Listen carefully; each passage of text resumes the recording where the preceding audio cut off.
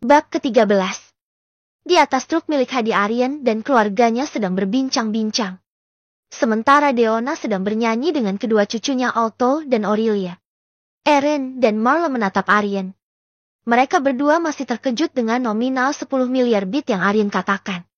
Walaupun Aryan telah menjelaskan secara detail. Namun, mereka berdua masih belum dapat mempercayai apa yang Aryan jelaskan. Uang 10 miliar bit bagi mereka sangat besar, itu adalah angka yang fantastis. Mereka bahkan belum pernah melihat uang 100 juta bit. Robert berada di depan truk. Robert dan Hadi kadang berbicara sejenak.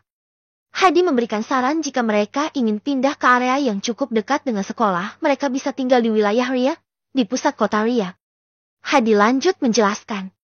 Terdapat 7 wilayah dikenal Serulen, Alfara, Naporo, Cendana, Wonderly, Ria, dan Unity. 7 wilayah itu ditempati oleh kalangan keluarga elit. Bahkan beberapa keturunan keluarga bangsawan tinggal 3 kota terakhir, yaitu Wonderly, Ria, dan Unity. Lalu terdapat 10 wilayah yang ditempati oleh kalangan ekonomi kelas menengah. Wilayah itu adalah Rona, Apalchia, Limbardo, Riversun, Longdale, Noah, Tyndale, Donsville, Legros, dan Joherty. Kemudian ada 3 kota kabupaten yang terletak di paling utara, yaitu kota Minsk, Nasi, dan Rogot. Ketiga kota ini dihuni oleh masyarakat ekonomi kelas bawah dan terkenal dengan mafia bawah tanahnya. Aku menyarankan kalian pindah ke wilayah Riversun, di kota pusat Riversun. Hadi terdiam sejenak saat ia harus berbelok ke arah kanan. Ia lalu melanjutkan perkataannya. Kota Riversun cukup baik, harga sewa rumah cukup terjangkau, dan jika kalian menargetkan pendidikan, kota ini memiliki akademi pendidikan. Hadi menghentikan ucapannya setiap ada tikungan. Bahkan ada 2 kampus ternama yang masuk ke jajaran elit negeri Nusantara. Universitas Riversun dan Universitas Grandriel. Ucap Hadi. Pengalaman Hadi sebagai supir angkut truk sayuran yang melintasi berbagai provinsi membuatnya tahu seluk-beluk tentang banyak hal. Apalagi sejak kecil hobinya adalah membaca. Aryan dan keluarganya akhirnya memilih wilayah Riversun dengan ibu kota Riversun. Jam menunjukkan pukul 11 malam ketika mereka sampai di kota Riversun. Hadi membawa mereka ke buah motel. Rumah penginapan sederhana yang biasa ia kunjungi. Harga sewa per malam di motel sebesar 500.000 bit. Setelah mengantar mereka, Hadi memutuskan pulang karena ia harus mengirim beberapa sayuran ke pasar sebelum fajar. Aryan memberikan upah 5 kali lipat. Hadi terkejut karena perjanjiannya hanya 3 kali lipat. Namun, Aryan memberikan terlalu banyak. Ini hampir 10 juta bit, pikir Hadi. Hadi menerimanya dengan senang, lalu ia kembali pulang dengan truk. Aryan memesan 3 kamar, untuk Robert dan Deonna, Eren dan Marla. Kemudian untuk ia dan kedua adiknya. Namun, kedua adiknya ingin tidur di kamar bersama Eren dan Marla. Auro dan Aurelia seperti masih takut kehilangan ayahnya. Apalagi mereka pernah melihat ayahnya terbaring di rumah sakit. Awalnya Eren dan Robert tidak setuju dengan Aryan. Mereka pikir membuang-buang uang dengan menyewa 3 kamar. Mereka cukup menyewa 1 kamar. Robert dan Eren bisa tidur di lantai. Namun, Aryan tidak setuju, karena sekarang bagi Aryan, keluarganya lebih penting. Uang bisa dicari, apalagi sistem akan membantunya. Itulah yang ada di pikiran Aryan. Di dalam kamar motel, Aryan merenung sejenak, lalu ia merencanakan besok ia harus pergi ke agen properti dan membeli rumah. Pagi pun tiba, Aryan membawa keluarganya sarapan di sebuah rumah makan di sebelah penginapan mereka. Rumah makan itu cukup besar. Aryan membawa keluarganya dan memesan sebuah ruang privat di restoran. Lalu mereka memesan sarapan. Robert dan Deonna memesan 2 mangkuk bubur ayam. Eren dan Marla memesan 5 porsi nasi goreng dan 7 gelas teh manis hangat. Pelayan segera menyajikan makanan yang mereka pesan. Saat sedang makan, pandangan Aurelia tertuju keluar jendela kaca. Terlihat di luar restoran ada anak kecil dan seorang wanita parubaya yang duduk di bawah pohon. Tubuh keduanya terlihat kurus. Wajah mereka berdua kusam dan pakaian yang mereka kenakan kotor dan kusam. Anak kecil perempuan itu bergetar kedinginan. Perutnya kelaparan. Aurelia menangis melihat hal itu. Tentu saja tangisan Aurelia mengejutkan keluarganya. "Orol, kamu kenapa?" Anya Aryan. Kakak itu. Tunjuk Aurel ke arah anak kecil perempuan yang sepertinya sebaya dengannya. Aryan mengerti maksud Aurelia. Aryan pergi keluar dan mendekati wanita parubaya dan anak perempuan kecil itu. Setelah didekati Aryan, wanita parubaya dan anak kecil perempuan itu langsung berpelukan. Mereka ketakutan. Tenang, aku bukan orang jahat, ucap Aryan. Aryan ingin memberikan uang, tapi perempuan tua itu menolaknya. Ia mengamati wajah Aryan dengan cermat. Tuan, yang kami perlukan adalah pekerjaan dan tempat bernaung. Apalagi semakin mendekati musim dingin. Namaku Cortella dan ini adalah putri majikanku, Anna Hadfeld. Sebelumnya, aku bekerja sebagai koki di keluarga Hadfeld dan telah 20 tahun aku bekerja untuk mereka. Namun, keluarga Hadfeld yang tinggal di kota Ria mengalami kebangkrutan. Banyak keluarga Hadfeld yang memutuskan kabur ke luar negeri. Sekarang yang tersisa hanyalah Anna. Dia adalah anak Ron Hadfeld, pewaris utama keluarga itu. Tapi karena Ron salah langkah dalam mengambil keputusan, perusahaan Hadfeld mengalami kebangkrutan dan hutang yang melilit. Setelah kejadian itu Ron bunuh diri dan istrinya Zack menenggak racun. Akhirnya aku membawa Anna bersamaku. Kami berkeliling ke Riversun mencari kerabatku, tapi aku tidak mengetahui keberadaan mereka. Akhirnya kami menjadi pengemis karena tidak ada yang mau menerimaku sebagai koki di usiaku yang telah 56 tahun ini. Aku mohon Tuan, aku butuh pekerjaan. Aryan menatap Iba, terutama ketika melihat Anna, yang tubuhnya bergetar karena kelaparan. Wajahnya pucat dan sendu. Aryan mengajak mereka berdua ke dalam rumah makan dan membawa mereka ke ruang privat yang telah ia pesan. Aryan lalu menceritakan kepada keluarganya kisah Anna dan Cortella. Cortella, tinggallah bersama kami. Kamu bisa menjadi koki kami dan Anna akan kuangkat sebagai anakku. Ufap Marla. Keluarga Aryan setuju akan hal itu. Aryan memesan 2 mangkuk bubur ayam lagi seperti permintaan Anna dan Cortella.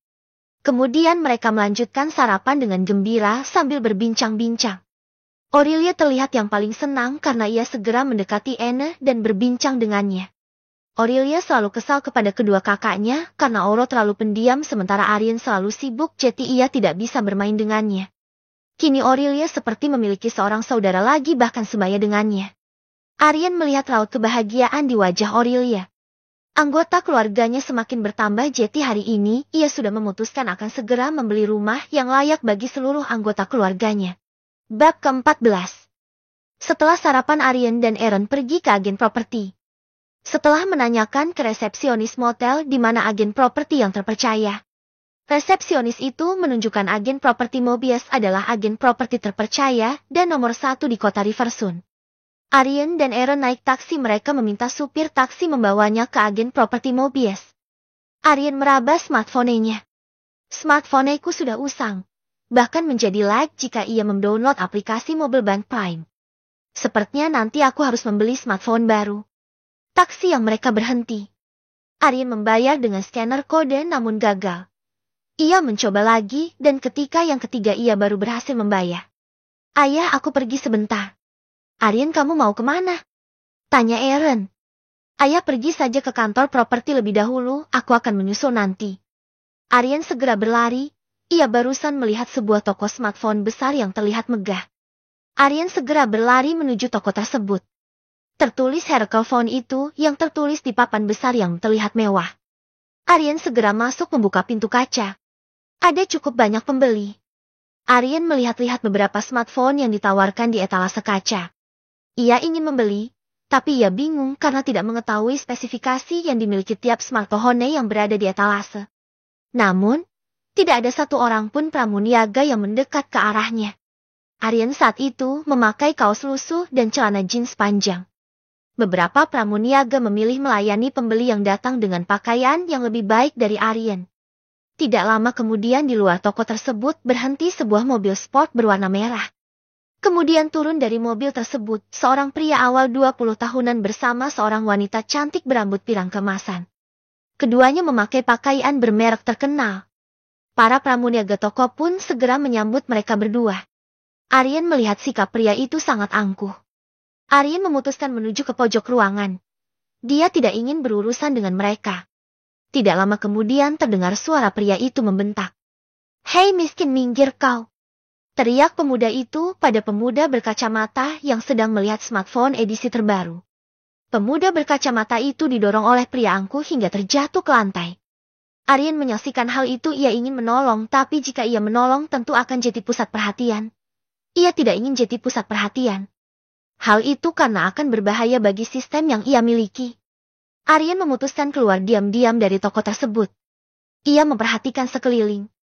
Tepat di tempat parkir, ia melihat salah satu pramuniaga Hercalphone. Seorang wanita yang cukup manis sedang ditampar oleh seorang pria parubaya berkemeja hijau tua. Pria parubaya itu melirik ke arah Aryan. Aryan pura-pura tak melihatnya.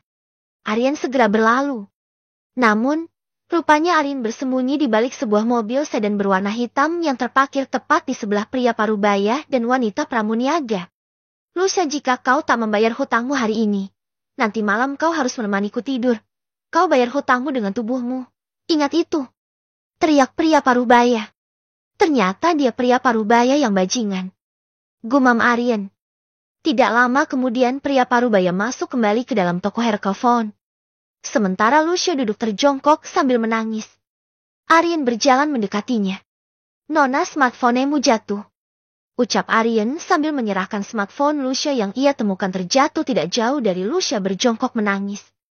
Lucia mengusap air matanya, ia melihat ke arah Aryan. Seorang pria dengan wajah biasa mendekat ke arahnya sambil memberikan smartphone miliknya. Apakah ia juga pria bajingan? Hal itulah hal yang ada dalam pikiran Lucia. Lucia mengambil smartphone itu. Walaupun layarnya sudah retak tapi masih dapat menyala dan masih bisa digunakan. Smartphone itu Lucia beli saat ia pertama kali datang ke Riversun. Ia berniat mencari pekerjaan. Ia berasal dari desa. Setelah menghubungi beberapa temannya, ia mendapatkan pekerjaan sebagai pramuniaga sebuah toko smartphone. Toko smartphone Hercalphone, sebuah toko smartphone yang sudah terkenal dan memiliki berbagai cabang hampir di seluruh wilayah Riversun. Lucia membeli smartphone itu dengan gaji pertamanya. Saat pertama mendapat gaji sebesar 700.000 bit. Ia membeli smartphone bekas harga 500.000 bit. Walaupun bentuknya ketinggalan zaman, smartphone itu telah bersama Lucia, menemani suka dan dukanya. Saat Lucia menswipe layar smartphone-nya untuk mengecek beberapa aplikasi, smartphone itu menghitam, layarnya mati. Lucia segera berlari ke arah jalan raya. Lari. Aryan mengikutinya.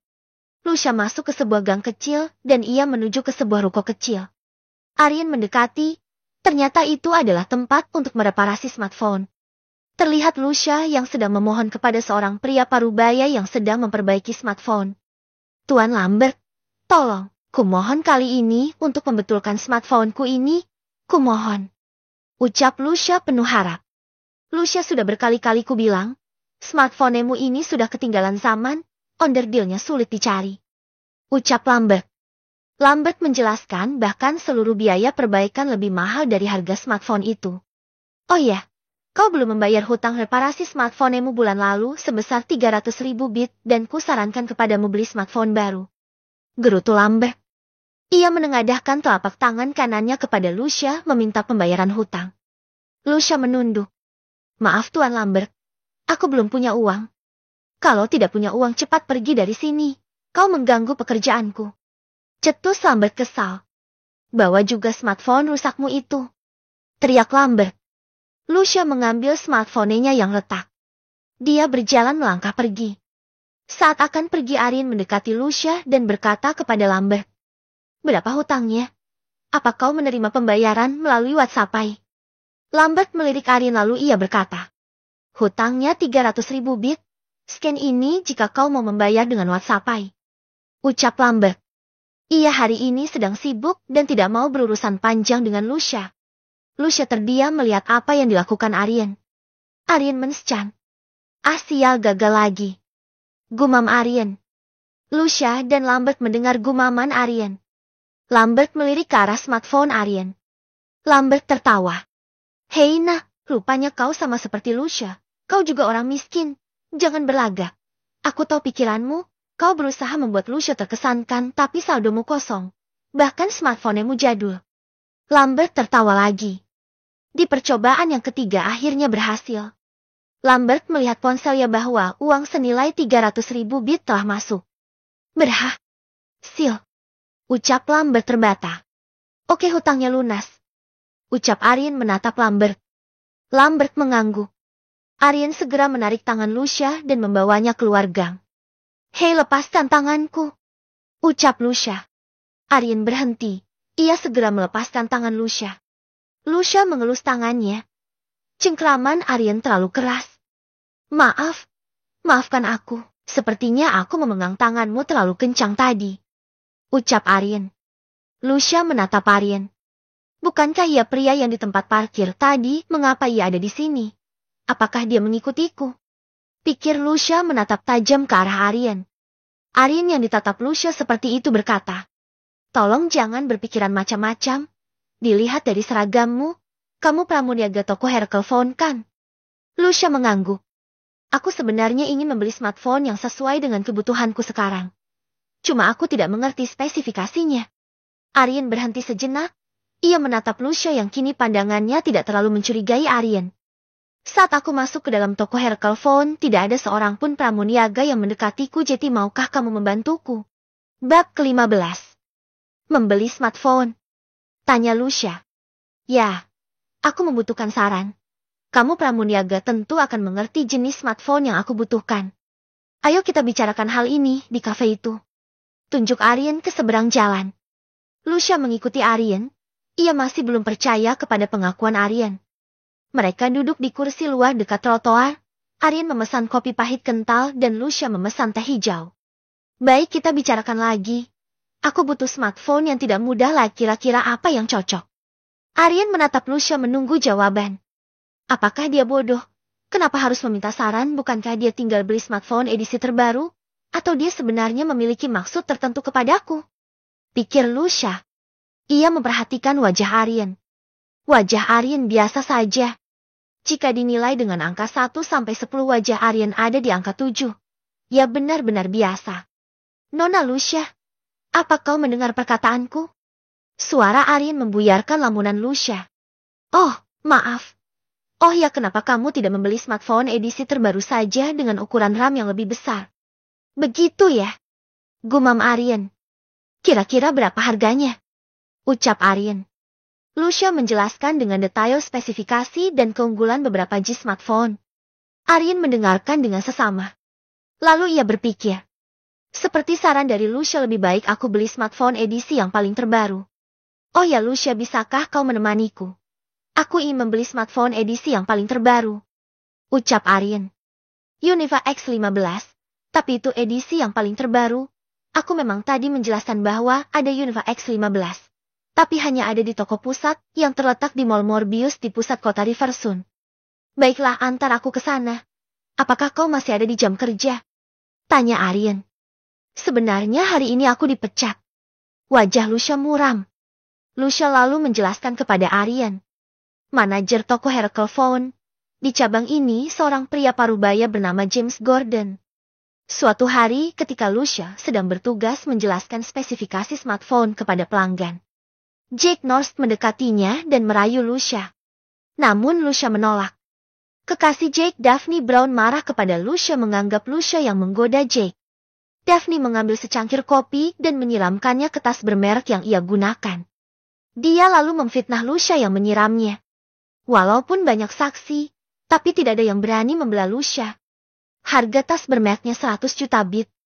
Lucia harus mengganti. Daphne hanya meminta 20 juta bit kepada manajer. Akhirnya James menggunakan uang tabungan pribadinya karena ia ingin tidak bermasalah dengan keluarga North. Akhirnya Lucia memiliki hutang 20 juta bit kepada James.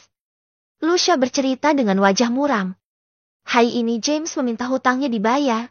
Atau jika tidak, aku harus menemaninya malam ini, sahut Lucia dengan wajah yang semakin muram. Lucia mengusap air mata di kedua pipinya. Lucia lalu berkata, oke, lanjut ke bisnis. Karena kamu tadi sudah membantuku membayar hutang 300.000 bit ke Lambert, aku akan membantumu mengantar ke toko pusat Herkelphone. Ayo pergi. Arjen setuju dengan ajakan Lucia. Nanti jika ada uang aku akan membayar hutang 300.000 bit. Oh ya, maaf sebelumnya, aku boleh tahu siapa nama lengkapmu, Tuan? Arjen Abian. Ting. Dimohon host tidak memberikan nama asli keluarga. Untuk keamanan dan jangan menarik perhatian. Nama keluarga host sekarang adalah Pine. Notifikasi yang diberikan sistem mengejutkan Aryan. Namun, ia berusaha tidak menunjukkan wajah keterkejutannya di depan Lucia. Namaku, Aryan Pine. Ucap Aryan singkat. Baiklah Tuan Pine, ayo kita pergi ke toko pusat. Aryan membayar tagihan pesanan secangkir kopi dan teh hijau dengan scan. Seperti sebelumnya, lagi-lagi smartphone Aryan mengalami lag, dan di percobaannya yang ketiga baru berhasil. Mereka menghentikan taksi dan meminta kepada supir taksi untuk membawa mereka ke Mall Morbius. Mall Morbius adalah salah satu mall yang terbesar di wilayah Riversun. Mall Morbius terkenal dengan toko barang bermerek terkenal dan juga sering dikunjungi oleh para selebriti. Mall ini memiliki banyak cabang di seluruh wilayah negeri Nusantara. Beberapa vendor terkenal di bidang elektronik dan furniture selalu ada hampir di setiap cabang Mall Morbius. Begitu juga dengan smartphone yang saat ini sedang dicari oleh Aryan. Mereka sampai di Mall Morbius lalu Lucia membawa Aryan ke toko pusat Heracle Phone. Toko Heracle Phone di kantor pusat memang sedang ada pameran Unova X15 yang baru rilis. Toko itu memiliki beberapa buah seri smartphone Unova X15 edisi terbaru. Smartphone Unova X15 adalah smartphone edisi terbaru dengan teknologi 5G. Smartphone ini baru dikeluarkan oleh perusahaan smartphone terkenal. PT Trenova Univa yang merupakan perusahaan peringkat nomor 1 terkaya di seluruh wilayah Nusantara. Efisien. Satu kata itu masuk ke dalam otak Aryan. Saat ia membaca banner besar di toko pusat Heracle Phone yang bertuliskan, menjadi efisien lebih menyenangkan. Aryan menyukai kalimat itu. Aryan menarik Lucia. Lucia bisa kau pilihkan dengan cepat. Ayahku sedang menungguku. Ucap Aryan. Sebentar Tuan Pine. Aku tidak bertanggung jawab kepada penjualan di sini, tapi aku memiliki teman pramuniaga di sini. Ucap Lucia. Bisakah kita lakukan pembelian ini dengan efisien dan tidak dalam keramaian? Ucap Aryan. Tentu Tuan Pine. Jawab Lucia. Lucia membawa Aryan ke pintu belakang toko dan mempertemukan Aryan dengan Gretz Molins. Sama seperti Lucia, Gretz adalah seorang pramuniaga yang bekerja di toko pusat dan mereka berdua bersahabat baik. Gretz ini Tuan Pine, dia ingin membeli sebuah smartphone Unova X15, apakah stok masih ada? Tanya Lucia. Gretz wanita berambut coklat itu pun tersenyum. Masih, walau kami mengadakan periode. Namun hanya varian Plus saja yang terjual. Sementara varian Pro hanya 30% yang terjual. Untuk varian Pro Max kami belum mendapatkan peminat. Gretz lalu membawa sekotak smartphone Unova X15 Plus dan memberikannya ke Lucia dan Aryan. Apa ini versi yang terbaik? Tanya Aryan. Saat itu yang ada di benaknya adalah dia harus membeli yang terbaik agar smartphone-nya efisien dalam bekerja. Ia benar-benar kesal jika mengingat harus berulang kali men-scan jika harus membayar karena smartphone-nya error. Ya menurutku ini juga sangat keren Tuan Pine, ucap Lucia. Tidak, aku mau yang versi terbaik. Ucap Aryan. Gretz tidak mengatakan apa-apa. Ia hanya menatap Aryan sekilas, lalu ia membawa kotak lainnya. Ini smartphone Unova X15 versi Pro Max. Yang terbaik dan paling mahal. Sesuai moto kami menjadi efisien lebih menyenangkan. Harganya di toko kami 35 juta bit. Apa Anda mau yang ini? Tanya Gretz. Oke, aku mau yang ini. Berikan aku 10 buah. Ucap Aryan seperti membeli buah di pasar. Lucia dan Gretz terkejut mendengar perkataan Aryan.